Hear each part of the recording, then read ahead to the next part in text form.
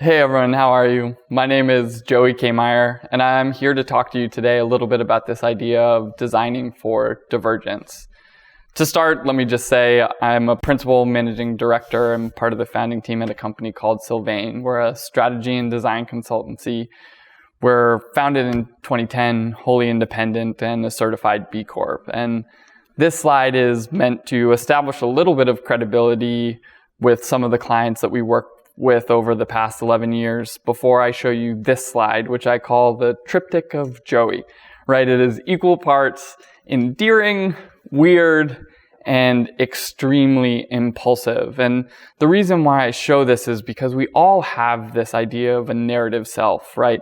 The story that we tell ourselves internally strung together between all of our experiences. And for me, ADHD has played a central role in the story that I tell myself. And that's in large part because I am constantly aware of, either through my own introspection or because of how other people react to me, that the way that I process the world is outside of the norm. And that has been always sort of a double-edged sword. It comes with assets and liabilities, right? Deficit disorder in the name ADHD is a double negative. It means that you lack something and that is a problem. And historically, I didn't really know what to do with this. I had teachers that wanted to hold me back a year. I had teachers who wanted to advance me a year. And I didn't really know how to make sense of it as a person. And then at some point, I encountered these ideas within evolutionary biology around the idea of tolerance as sort of tribal societies and how we as human beings made what they call the great leap forward by increasing our tolerance of people who process things differently. In this case, the theory says that ADHD posed a bunch of evolutionary advantages when you allowed people to stay part of your tribe, because people with ADHD did things like act unpredictably and try new foods to determine whether they were safe to eat. We lost some of our kin in that process, apparently. But we also did other things like being hyper-fixated on changes within the environment, determining that the stream or river seemed lower than usual at this time of year, or a herd of caribou seemed to be acting differently than they normally do. And that same idea of increasing the tolerance for people who think or behave differently had tons of other benefits. It wasn't just ADHD. Our ability to tolerate people with bipolar disorder or depression or schizophrenia created an explosion in art. Our ability to tolerate people with autism spectrum disorder brought huge advantages in the systematization of tool making. Their ability to focus on repetitive tasks, focus on details, find efficiencies, and codify those efficiencies resulted in everything from arrowheads to the creation of the light bulb by Thomas Edison, who was posthumously diagnosed with autism spectrum disorder. And for me, that was an incredible gift. This idea that my difference meant I could bring something new and advantageous to the table changed the way that I looked at things, and I started to just lean into my own rhythm.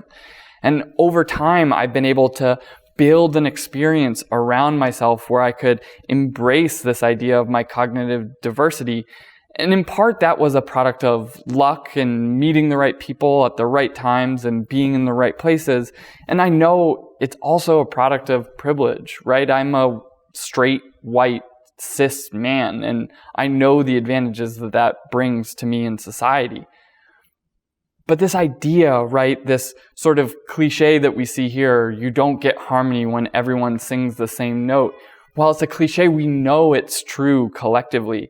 And that idea of my luck and privilege creating this circumstance feels like we can build teams that embrace cognitive diversity so that the privilege that I've received is a gift that everyone can have.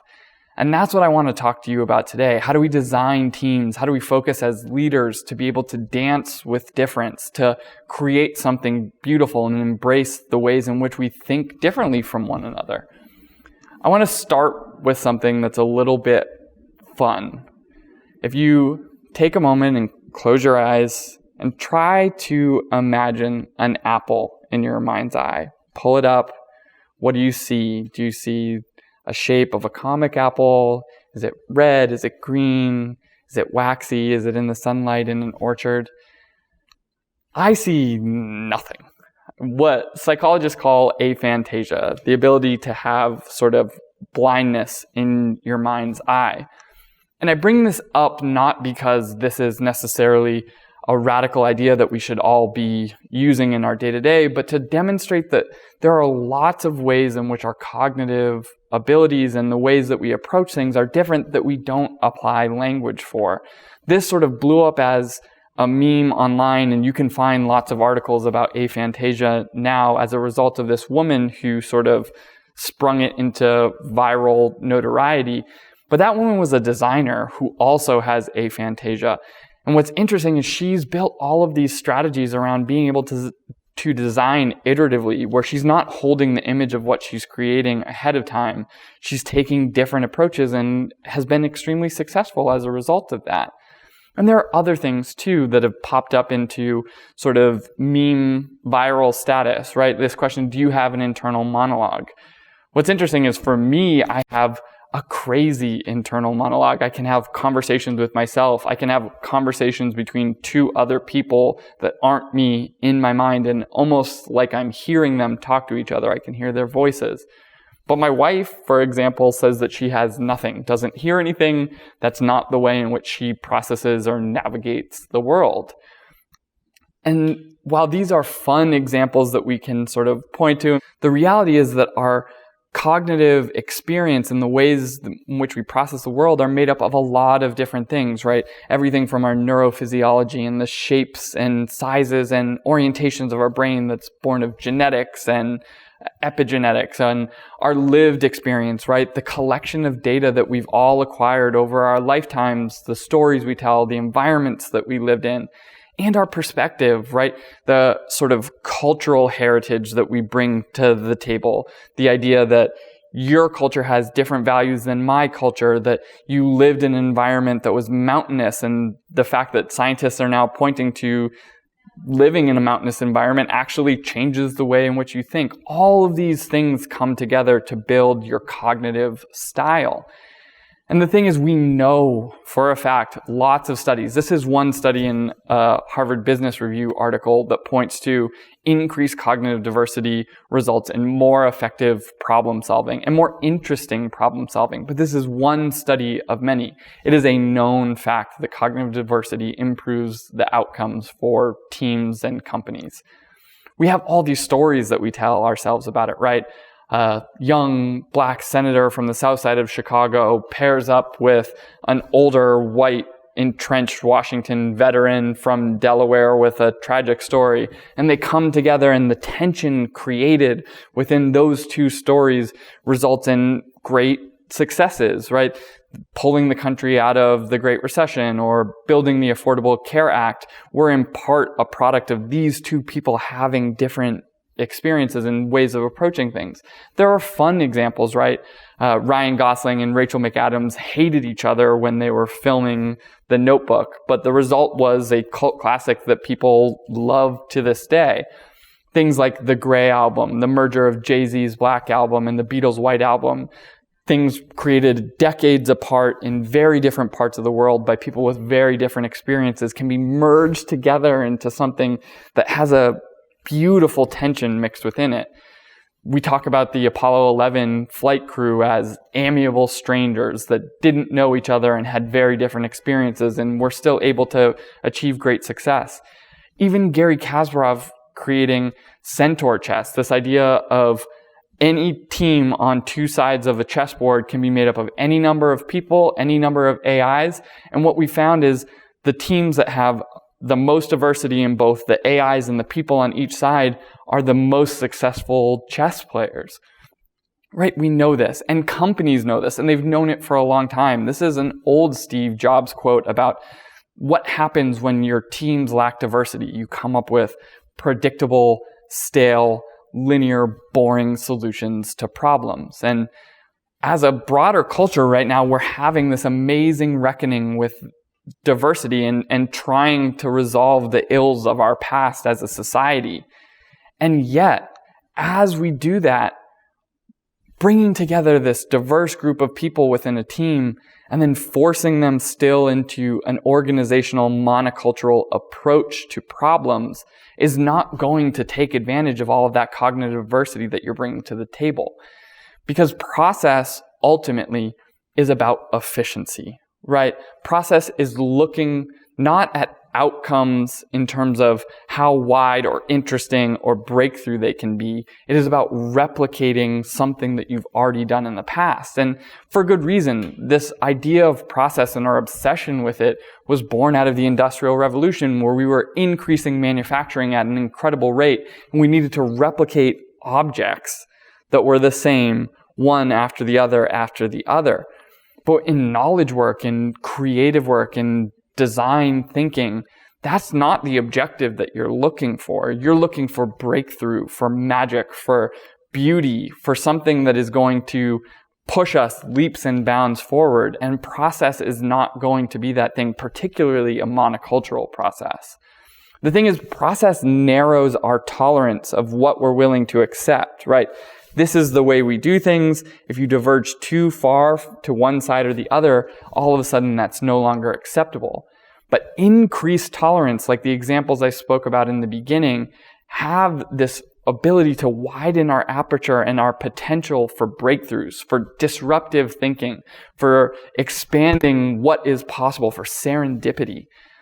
And the thing is, if we can, as organizations, shift our thinking from focusing on approach to focusing on outcomes and changing incentive structures and cultures of organizations to focus on outcomes, we can allow for this cognitive diversity in our teams to flourish. There are great examples of this, right? Google, in its early days, was described by some as a Willy Wonka factory for nerds. And there are these stories about the adults that Larry and Sergey brought in the room to come help them build this company, showing up into a room where Larry and Sergey and another engineer are playing with rubber wheels on paper. And the woman says, "What are you doing? We're supposed to be building a search engine." And Larry and Sergey say, "Yeah, but if we're going to get all of the world's information in one place, we're going to have to scan a lot of books, and the issue is humans are not going to be very fast at that. So we're just sort of working on a wheel page-turning device." But that idea of having the ability and creating a culture that gives people the ability to experiment and challenge the status quo and do things in their own way can result in huge successes. And we do in other places sort of reward and hold up this experimentation, right? This idea of life hacks and the sort of beautiful elegance of seemingly messy solutions that we turn to in social media and praise is something that we can also bring into our internal environments. If you're focused on a team around what is the outcome, not what does it look like, you're going to create opportunities for surprise and serendipity. After all, absurdity is the ecstasy of intellectualism. This quote is really meaningful because there's something joyful about giving your mind the freedom to experiment and to test out new things and to see absurd things and make connections that you were never predicting you could make.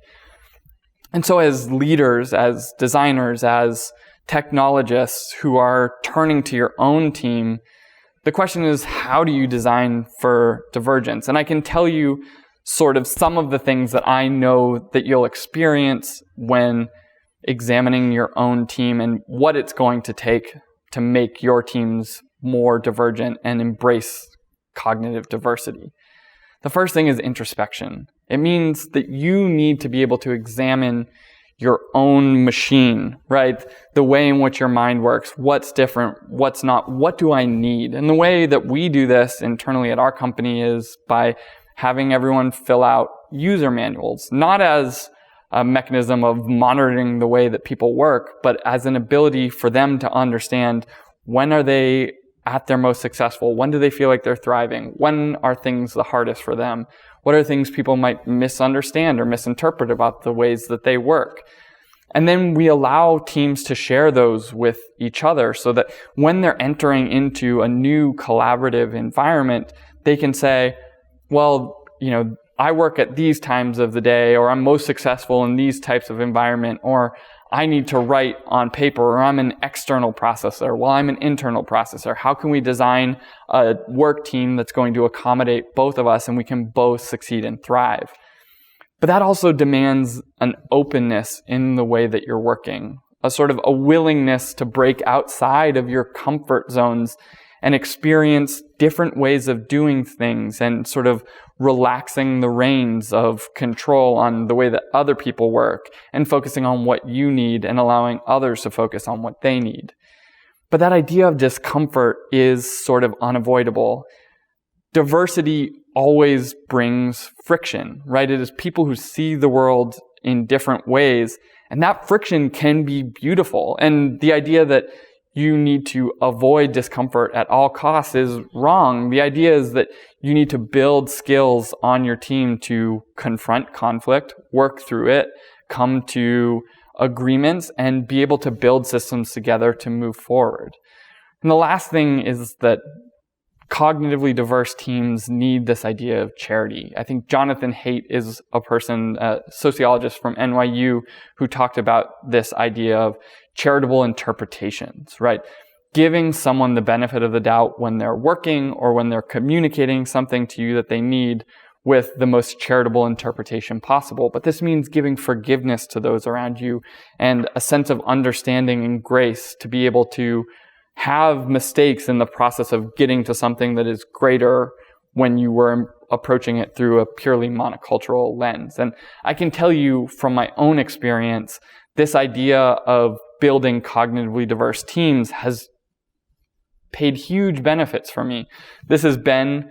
We started the company together with Alen, and when we came out of grad school, we sold ourselves as a strategy team, which was something that was unheard of, in part because we realized we thought about things so different and there was so much friction in our working style. And yet at the same time, we realized that we were getting to more interesting, more compelling, more beautiful, more elegant solutions by leaning into the discomfort and finding out what came on the other side of it.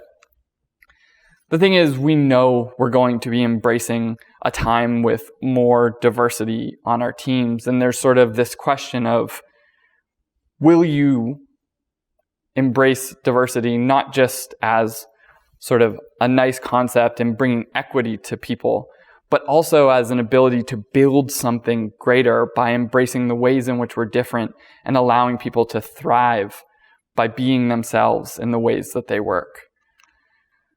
That's it for this part.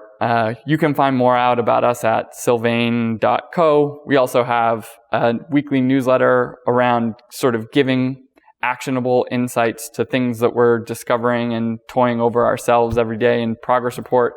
And Critical Nonsense is a podcast that we host every week with none other than Aaron Powers, who we're now going to have a conversation about Aaron's experience in embracing and moving between companies that don't embrace cognitive diversity to a company like ours that does.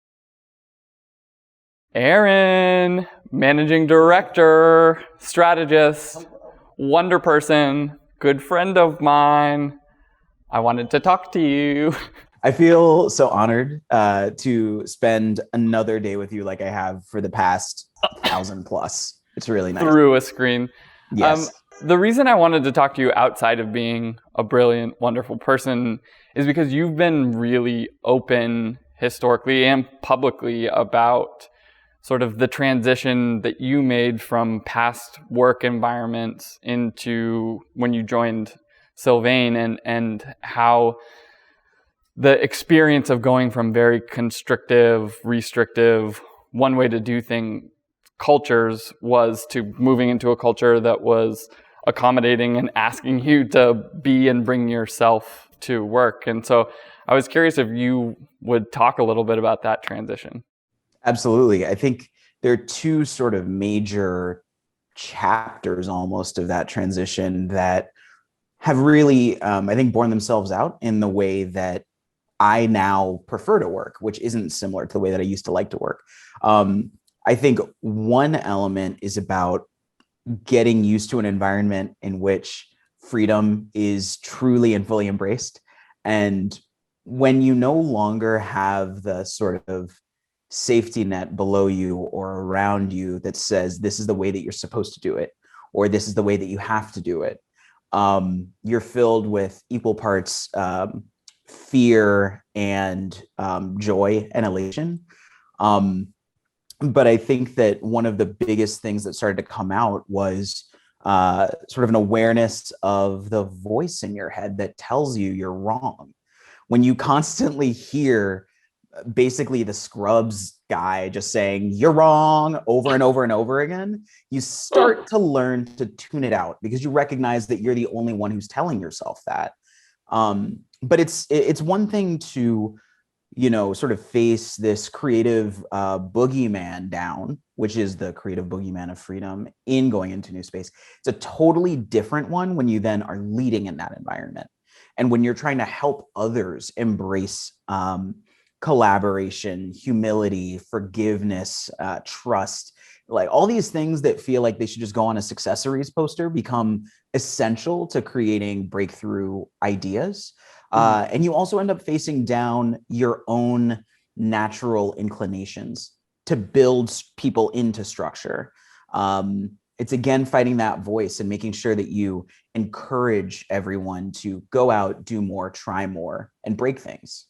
You've been able to do and you know, becoming a managing director here and leading so many teams and being such an asset to our company is this idea of letting go of that idea that things have to, that you have to have your fingerprint on something to be able to do it. But that idea of saying like, okay, it doesn't have to be my way as long as it's good. I feel like you have an interesting perspective on that.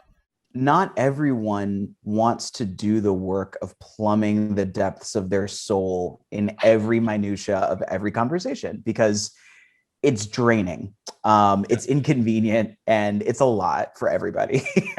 The benefit is that, you know, if you have a much better sense of your own motivations, if you have a better sense of what those voices are, as RuPaul might put it, your own inner saboteur, if you have that voice on lock, you have a much greater likelihood of being able to invite people into your thinking and to recognize that, especially in knowledge work, your value isn't the content that you create or the piece that you present. It's the intellectual, emotional influence that you're able to afford others. If you're able to push others, if you're able to help others, you are able to unlock new solutions. And understanding that that's actually the work, not the words on the page, is also a really big unlock to creating an environment in which everyone feels free expressing themselves and actually feels that that's their job, not just an option.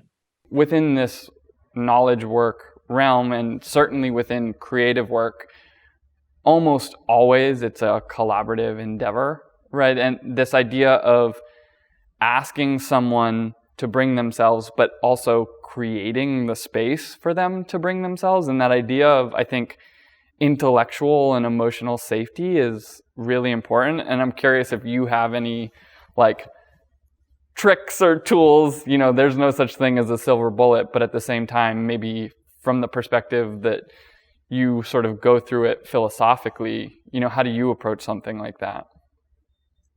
One of the first things that I always remember is that not everyone has the same amount to lose in bringing themselves to work every day. There are systems and strictures in place that have other folks further down the field, that if you let your freak flag fly and someone doesn't like it, you can really end up in a place that you didn't want to be, and not making as much progress as you wanted to. So I like to focus a lot of energy on simple active listening and active forms of respect. I find it really important to appreciate and acknowledge and really celebrate the differences that I see, to really seize the outlying moments and help folks see that those moments that seem far away from the norm, far away from the median, are exactly the thing that I want to be in the room. If I wanted everybody to think the same way around me, if I wanted everybody to answer every question and every thought the way that I do, I would just, I don't know, be very sad. I would sit in a room and cry alone, because that's not a collaborative exercise. That's not collaboration. That's just self-aggrandizement. So I think that first and foremost, making sure to point out those moments of outlying behavior, thought, motivation, seizing those, and helping folks appreciate how powerful that is. It worked for me, and so I hope it works for others. What's interesting about you and the way that you talk about things is that you both love process and organization, and at the same time, you're so willing to then break it and step away from it when it needs to happen. And I think that's sort of an interesting discussion within this topic, because not everyone is going to enter into this idea of approaching cognitive diversity in their teams with the same starting point, right? There are aspects to things that we will all have preferences for, but I think this idea of how do you use process as an asset as opposed to like a stricture, maybe you have an interesting thought on that. You know, it goes, I'm going to use another musical metaphor, specifically when it comes to arranging music, when it comes to writing music. You start playing around with how all these different scales and keys start to clash together. You get excited when there's a key change, when there's something that just moves the entire song up to somewhere that you didn't expect it to go.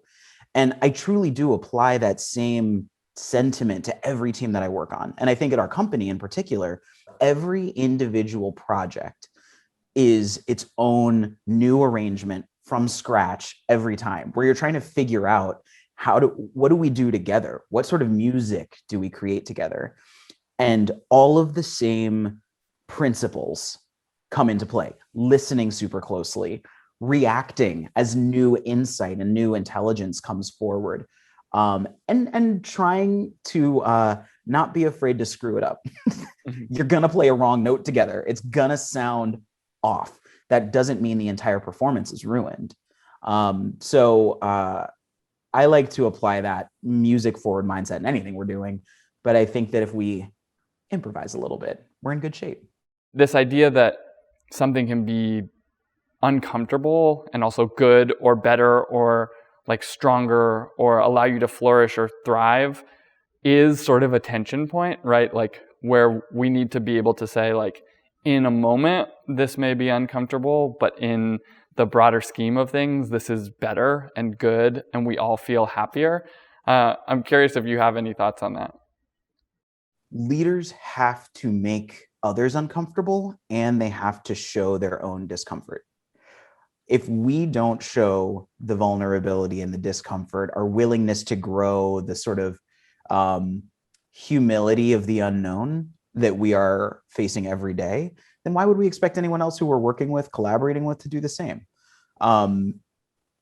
One of the biggest unlocks in life is to be able to get comfortable being uncomfortable, because that always means that you're going somewhere new that you didn't know you could go before. So let's do it. Let's make sure that everybody stretches themselves before the tendons snap. Like let's stretch it out. Let's go somewhere uncomfortable and a little bit weird. And maybe we'll all get somewhere new together.